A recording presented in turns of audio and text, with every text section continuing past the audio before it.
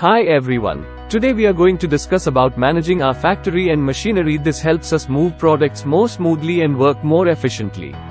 We focus on setting up puffed rice manufacturing plant with following capabilities.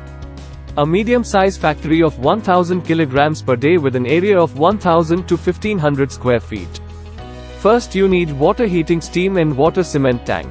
Keep both of these outside the shed. These are used to soak rice. Then inside the shed. First, we start with raw material entry and storage. Designate an area near the entrance for storage of raw materials for easy unloading. After that, have pre-cleaning machine to remove stones and dirt. Next you place the raw rice roasting machine.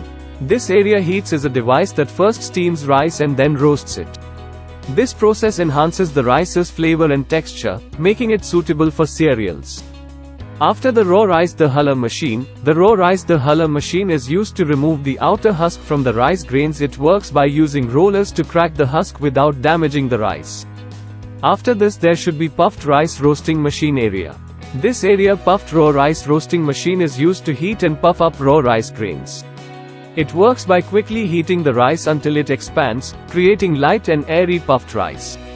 Next you place the weighing machine.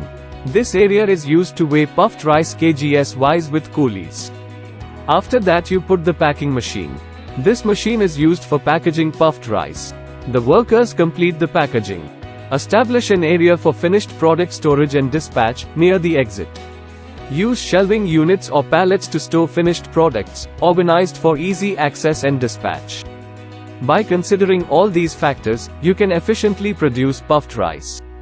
Thanks for watching. Do subscribe to Vyapar Coach channel. All the best.